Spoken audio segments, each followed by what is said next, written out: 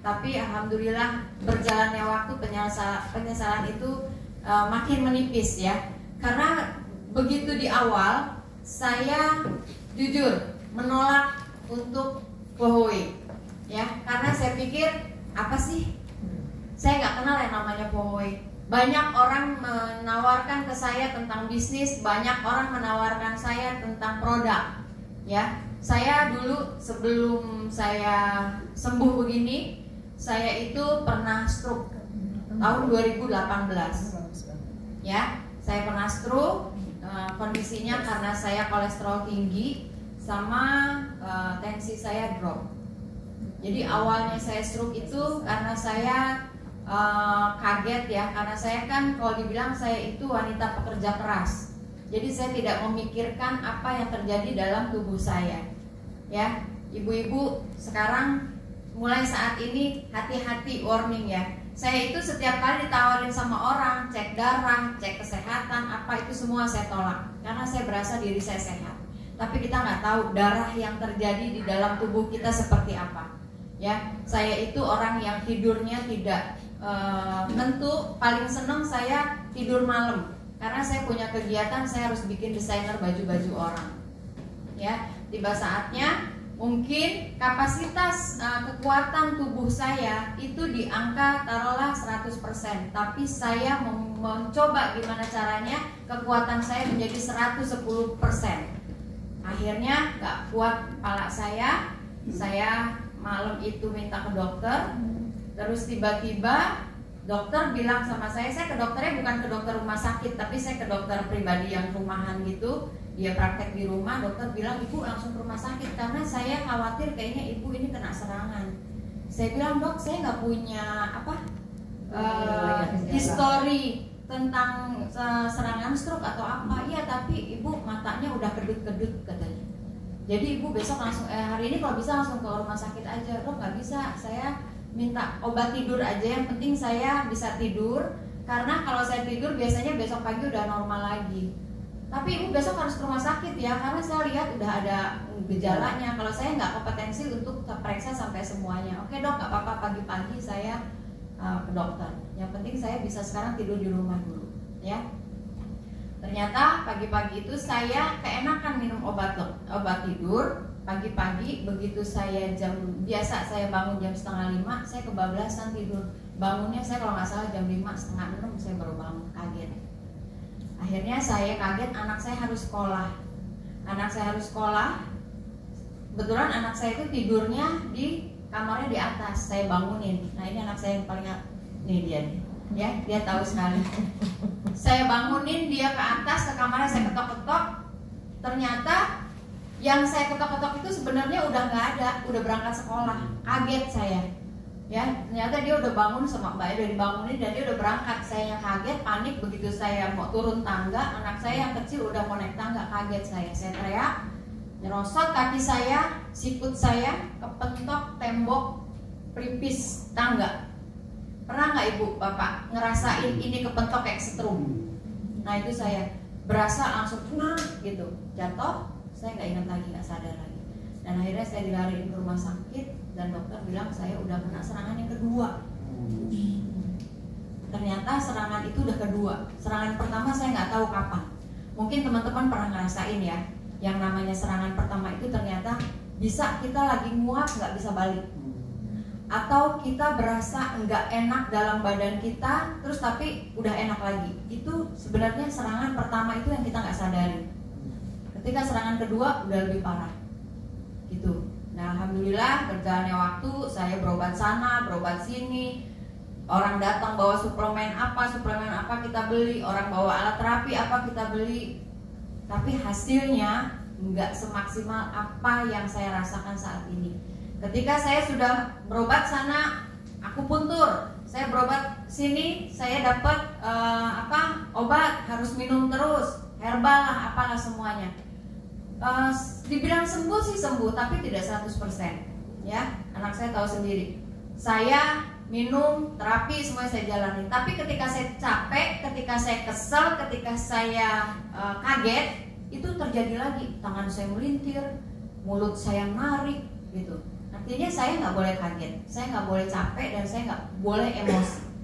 Tapi luar biasa, begitu saya pakai Fohoway, sampai saat ini hampir 2 tahun, saya mau kaget, saya mau capek, saya mau apapun tidak terjadi lagi.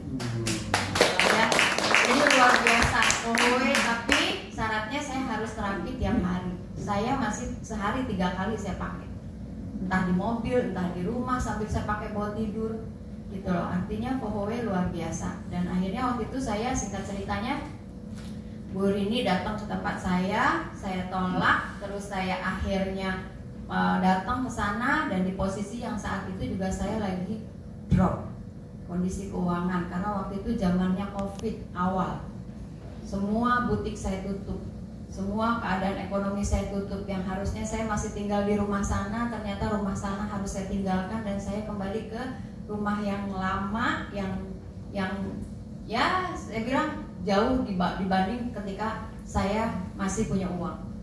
Ya, saya jalanin terapi, saya jalanin sehat sendiri. Ternyata dari terapi itu saya bisa berasa sehat.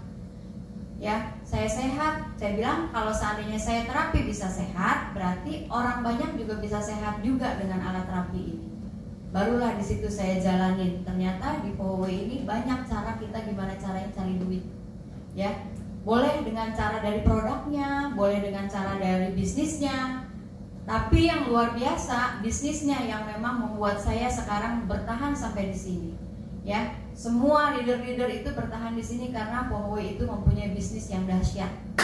Ya, saya sampai saat ini, alhamdulillah, saya menjalankan bisnis di Fohoway itu saya sudah mendapatkan bonus sebesar 1 miliar. Yes. Dengan jangka waktu belum sampai 2 tahun. Ya, Bu Lili itu sama, umurnya sama saya cuma beda bulan, tapi beliau lebih ke bisnisnya lebih oke. Beliau sudah di angka 7 miliar. Arifat sudah di angka 5 miliar. Jadi nggak menutup kemungkinan semua teman-teman bisa mendapatkan lebih cepat dari kami. Amin. Ya, karena kesempatan ini teman-teman dapatin. Waktu saya, Pak Hendy, Bu Ina, semuanya ngeraba sendiri. Sampai dibilang kita semuanya ada yang salah. Saya bukan salah, saya menyatakan diri saya salah karena ketika saya join di Fohoway yang saya jalani bisnis terapinya, ya 6 bulan saya lakukan, saya menjadi seorang terapis. Capek, gengsi ada, ya. Ketika saya masuk ke rumah orang bilang, ibu mau cari siapa? Mau cari mamanya ada. Oh iya sebentar, mama ada tukang pijitnya datang. Gengsi saya nggak nyampe di situ, ya. Sambil saya terapi orang, saya bilang, aduh, enggak banget deh gue, ya.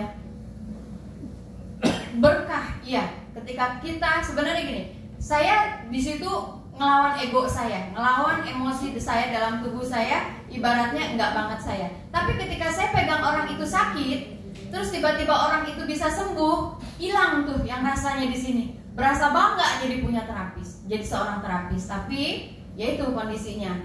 Kalau ingat ya Bapak Ibu, boleh kita punya bisnis terapi, tapi keberkahan itu hanya berhenti di diri kita. Kalau menjadi seorang terapis, artinya kita mendapatkan uang dari jasa kita. Tapi orang yang kita terapi itu tidak bisa mengembangkan bisnis berkahnya. Ya, paham nggak? Jadi kondisinya kita yang dapat berkah terima kasihnya, berkah uangnya. Tapi yang kita terapi itu nggak punya berkah apa-apa. Dia nggak bisa menikmati apa-apa. Dan dia selalu bergantung sama kita. Akhirnya saya berpikir, kalau seandainya saya menjadi seorang terapis terus, akhirnya bisnis ini tidak berjalan.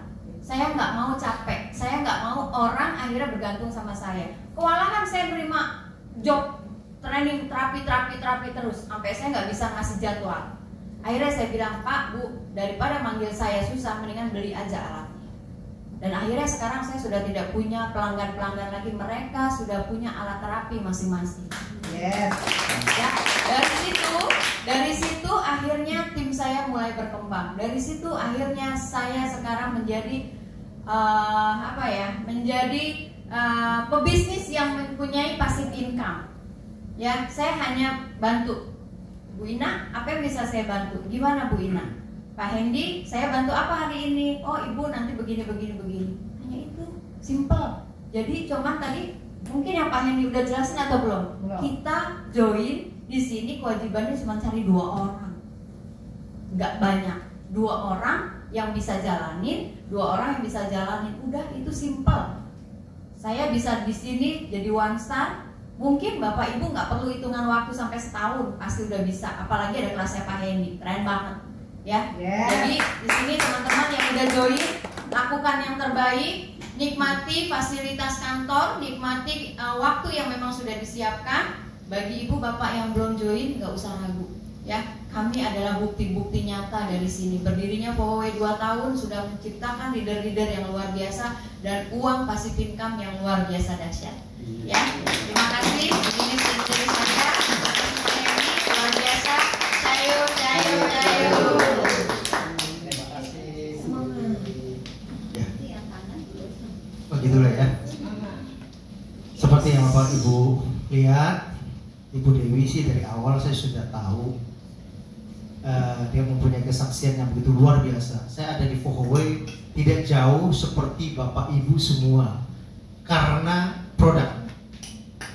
Yang pertama saya kenal Powaway. Saya bukan dikenalin, tapi saya cari tahu sendiri tentang Powaway. Salah satu yang membuat saya tergerak di sini adalah karena Pak Rifat. Pak Rifat itu adalah orang yang mensponsorin saya langsung. Saya kenal Pak Rifat itu kan karena tangannya nggak bisa buka, hanya bisa begini.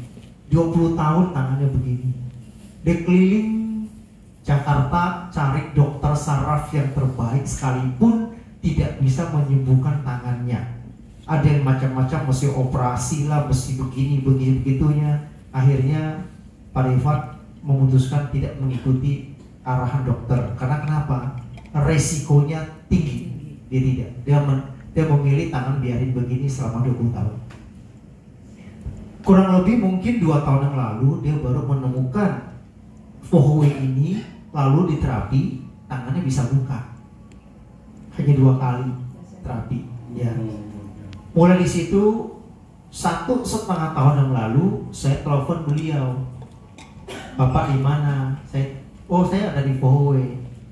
Dia kasih tahu, Bapak kan tahu tangan saya begini, sekarang udah bisa begini. Saya bilang, oh ya. Terus Bapak berobat di mana? Saya nggak berobat. Di perusahaan saya ini menyembuhkan, ada alat. Saking penasarannya itu, saya datang ke sini. Ada bikin acara di sini full duduk sampai belakang. Saya diundang masuk ke sini, saya tidak mau. Saya bilang, saya tujuan ke sini, saya pengen tahu alat apa yang membuat Bapak sembuh. Dikenalin alat ini.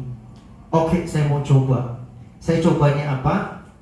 Saya tes, dia bilang Bapak pengen buktiin apa, cek darah dulu. Biasanya kalau bikin pertemuan gini tidak boleh ada cek darah. Saya memaksa dia, Pak saya nggak mau ikut begini, saya mau cek darah. Dulu Adel, yang namanya Adel analisnya, diajak keluar diam-diam, sebenarnya nggak boleh, tapi saya memaksa. Terus dia cek darah. Pak Rifat sendiri yang di ruangan spa yang treatment saya 30 menit. Di belakang saya buka baju, dia cerita, saya diterapi. 30 menit kemudian sudah Pak, dia bilang oke. Saya cek darah lagi, saya lihat before afternya. Iya ya, darah saya langsung berubah ya. Di situ saya melihat signifikan perubahan di dalam darah saya, tapi secara fisik saya nggak merasakan apa-apa. Saya cuma hanya merasa nyaman karena memang saya nggak ada masalah. Nah mulai dari situ saya hanya lihat Pak Rifat, tangan saya udah bisa gini Pak. Udah cukup bukti. Karena saya kenal Pak Rifat itu sudah bertahun-tahun lamanya. Itu cukup bukti buat saya. Singkat kata saya join. Nah sampai ada hari ini. Tadi Bu Dewi singgung mengenai masalah bisnis.